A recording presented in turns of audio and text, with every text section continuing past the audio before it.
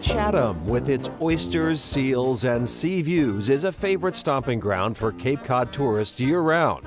And what better companion when visiting one of the 6 pristine beaches that make up Cape Cod's elbow than a good read from Yellow Umbrella Books. We have some older books up on the top. Owner Eric Linder has run this store for 43 years, yet remains humble about his success.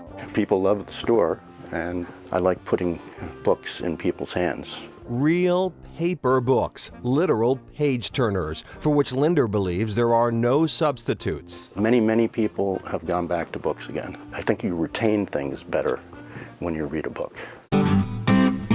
Though modest in size, these narrow aisles shelve plenty of Dog Man for the kids, classics like Moby Dick, and a treasure trove of titles set up and down the Cape from the shoulder to the fist. I definitely make a point of keeping in stock the many books about Cape Cod. I do have 2 first editions of The Outermost House by Henry Beston, which in my opinion is one of the most beautifully written books about Cape Cod ever written. Beston died in 1968, but had he lived a bit longer, he would have no doubt landed at the author's table in front of the Yellow Umbrella, which has become a rite of passage for local authors to sign their latest work.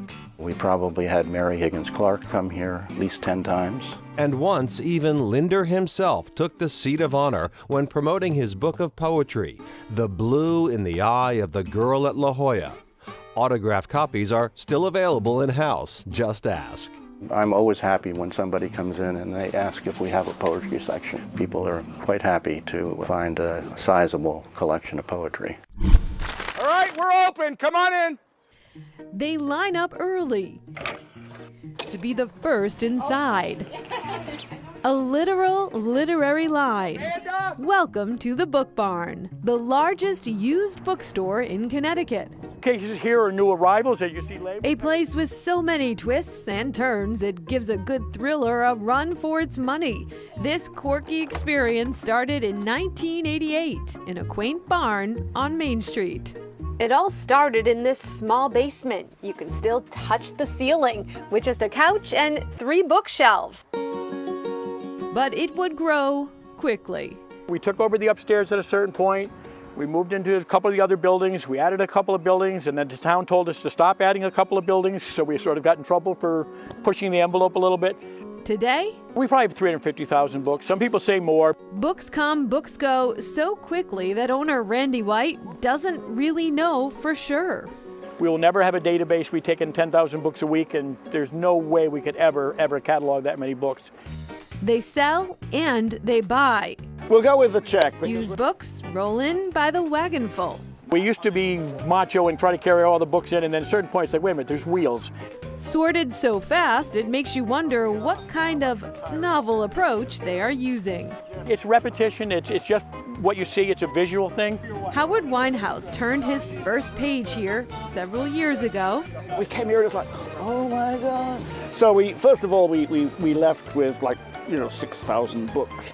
He and his wife drive over an hour to sell books. We are bringing books, but we're buying more anyway. I have to promise that I will give this away when I've read it.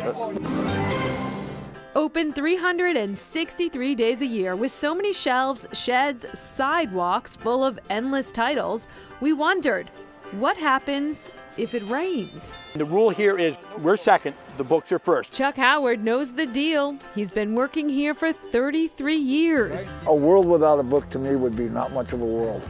A forever widening world of wisdom, adventure, education. Along with the bookworms, there are carrot-munching goats and 2 resident cats, Cheese Puff, Shy Kitty. Anything we can do to make a kid think a bookstore is the greatest thing ever is, once you have them hooked, you've got them for life. Once you're a reader, you'll always be a reader. Mission accomplished, Randy. We just come here a lot during the summer because we love reading. And it's a really beautiful place. Much like a good read, it's hard to keep track of time here. How long do you spend when you come here? Like maybe almost all day. 2 or 3 hours, I guess. So cute. And as if one location wasn't huge enough, the Book Barn actually has 3 locations in Niantic. Back to the Yellow Umbrella in Chatham, the name actually refers back to a book by owner Eric Linder and a colleague on the Poetry Appreciation. The name of the part of the publishing group was Yellow Umbrella Press. Linder brought that name with him to the shop. Still ahead, room for all kinds of voices.